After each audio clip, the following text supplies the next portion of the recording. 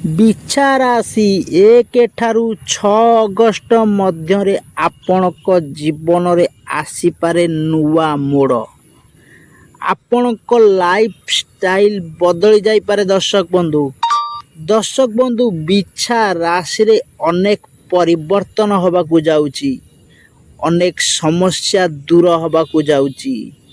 ବିଛା ରାଶିର ଲୋକମାନଙ୍କ ପାଇଁ ଅଗଷ୍ଟ ମାସର ପ୍ରଥମ 6 ଦିନ କିଛି ନୂଆ ସଂକେତ ନେଇ ଆସୁଛି।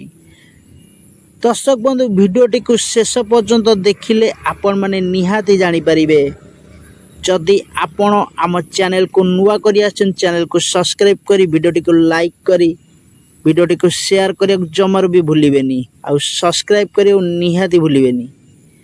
ତ 1 ଅଗଷ୍ଟ ଠାରୁ 6 ଅଗଷ୍ଟ ମଧ୍ୟରେ ଆପଣଙ୍କ ଜୀବନରେ ଧନ, ଚାକିରି, ବ୍ୟବସାୟ, ପରିବାର ଓ ସମ୍ପର୍କକୁ ନେଇ କିଛି ଉତ୍ତନ ପତନ ଦେଖାଦେଇପାରେ। କିନ୍ତୁ ସବୁଠାରୁ ବଡ଼ କଥା ହେଉଛି ଏହି 6 ଦିନ ଆପଣଙ୍କ ପାଇଁ କେତେ ଶୁଭ ନେଇ ଆସିଛି। ଭିଡ଼ିଓଟିକୁ ନିଶ୍ଚିତ ଭାବେ ଶେଷ ଯାଏଁ ଦେଖନ୍ତୁ ଦର୍ଶକ ବନ୍ଧୁ, ତାହେଲେ ନିହାତି ଭାବେ ଜାଣିପାରିବେ। ବିଛା ରାଶି ପାଇଁ ପ୍ରଥମ 6 ଦିନ ବହୁତ ଗୁରୁତ୍ୱପୂର୍ଣ୍ଣ। ଯେଉଁ କାମକୁ ନେଇ ଆପଣ କିଛି ଦିନ ହେବ ଚିନ୍ତା କରୁଥିଲେ, କିଛି ସମସ୍ୟାରେ ଗତି କରୁଥିଲେ, ତାହା ଆସ୍ତେ ଆସ୍ତେ ପରିବର୍ତ୍ତନ ହେବ। ସେ କାମ ଆସ୍ତେ ଆସ୍ତେ ଆଗକୁ ବଢ଼ିପାରେ। ଚାକିରି କରୁଥିବା ଲୋକଙ୍କ ପାଇଁକା ଖୁସି, କାରଣ ତାଙ୍କୁ କିଛି ବଡ଼ ଦାୟିତ୍ୱ ମିଳିପାରେ। ବ୍ୟବସାୟୀମାନେ ନୂଆ କରି କିଛି ଆରମ୍ଭ କରିବାକୁ ଚାହୁଁଥିଲେ କରିପାରିବେ ନିଶ୍ଚିନ୍ତ ଭାବେ। ଏହି 1 ଠାରୁ 6 ଅଗଷ୍ଟ ମଧ୍ୟରେ କ'ଣ ସବୁ ଘଟୁଛି ମୁଁ ଆପଣମାନଙ୍କୁ ଜଣାଉଛି ଦର୍ଶକ ବନ୍ଧୁ। ତେବେ ଅଧିକ ବେକାର ଖର୍ଚ୍ଚରୁ ଆପଣ ଯେତେ ଦୂରେଇ ରହିବେ, ବଦ ଖର୍ଚ୍ଚଠାରୁ ଯେତେ ଦୂରେଇ ରହିବେ, ଆପଣ ପାଇଁକା ବହୁତ ଭଲ ହେବ। ଯଦି ଦେଖିବା 2 ଅଗଷ୍ଟରେ ଆପଣଙ୍କର କ'ଣ ଘଟିବ। 2 ଅଗଷ୍ଟରେ ଧନର ବାଟ ଖୋଲିବ। ମା ଲକ୍ଷ୍ମୀଙ୍କ ହାତ ଆପଣଙ୍କ ମୁଣ୍ଡ ଉପରେ, ଆପଣଙ୍କ କୃପା ରହିବ ମା ଲକ୍ଷ୍ମୀଙ୍କର। ଏହି ଦିନରେ ଆର୍ଥିକ ଦିଗରେ କିଛି ଭଲ ଖବର ମିଳିପାରେ। ଯେହେତୁ ମା ଲକ୍ଷ୍ମୀଙ୍କ କୃପା ଆପଣଙ୍କ ଉପରେ ରହିବ, ଆପଣଙ୍କୁ କିଛି ଧନ ଉପରେ ଖୁସି ଖବର ମିଳିପାରେ। କାହାଠାରୁ ଟଙ୍କା ପାଇବାର ଥିଲେ ଏହି ବିଷୟ ଆଗକୁ ଖବର, ଖୁସି ଖବର ଆପଣଙ୍କୁ ନେବେ ନା। ଆପଣ ଯଦି କାହାକୁ ସୁଧ କିମ୍ବା ଟଙ୍କା ଦେଇଛନ୍ତି ଫେରସ୍ତ ପାଉନାହାନ୍ତି, ତାହା ଆପଣଙ୍କ ପାଇଁ ଖୁସି ଖବର ହେଇପାରେ, ମିଳିପାରେ ଆପଣଙ୍କୁ ଟଙ୍କା। ବ୍ୟବସାୟରେ ନୂଆ ଗ୍ରାହକ, ଆପଣ କୌଣସି ବ୍ୟବସାୟ କରୁଛନ୍ତି, ଆପଣଙ୍କ ଗ୍ରାହକ କମିଯାଇଛନ୍ତି, ନୂଆ ଗ୍ରାହକ ଆପଣଙ୍କୁ ମିଳିପାରେ। ପରିବାରରେ ଛୋଟ ମୋଟ ମତଭେଦ ମଧ୍ୟ ନକରି ଭଲରେ ଶାନ୍ତିରେ କଥା ହୁଅନ୍ତୁ। ଦେଖିବେ ପରିସ୍ଥିତି ବହୁତ ଭଲ ରହିବ, ଆପଣଙ୍କୁ ଶୁଭ ସମୟ ଦେଖିବ।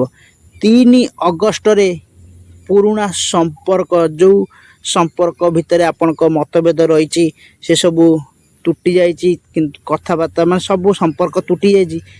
ପୁରୁଣା ସମ୍ପର୍କରେ ନୂଆ ମୋଡ଼ ଆଣିବ। ଏହି ଦିନ ସମ୍ପର୍କରେ କିଛି ରୋମାଞ୍ଚକର ଘଟଣା ଘଟିପାରେ। ପୁରୁଣା ବନ୍ଧୁ କିମ୍ବା ଦୂରେଇ ଯାଇଥିବା କୌଣସି ବ୍ୟକ୍ତିଙ୍କ ସହ ପୁଣି କଥାବାର୍ତ୍ତା ହୋଇ ଆଗକୁ ବଢ଼ିପାରନ୍ତି।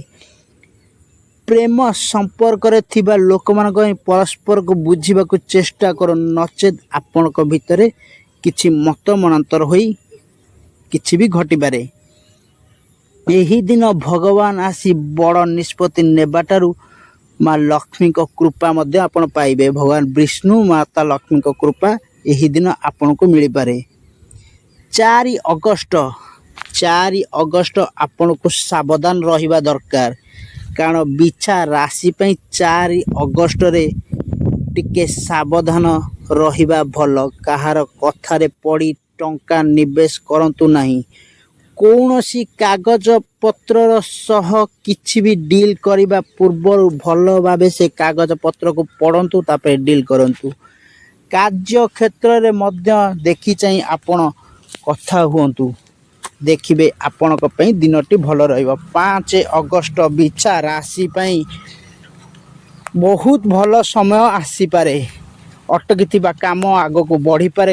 ଆପଣଙ୍କ ପରିଶ୍ରମର ପ୍ରଶଂସା ମିଳିପାରେ। ଚାକିରି ଖୋଜୁଥିବା ବ୍ୟକ୍ତି ନୂଆ ଚାକିରି ପାଇଁ ଚେଷ୍ଟା କରିପାରନ୍ତି।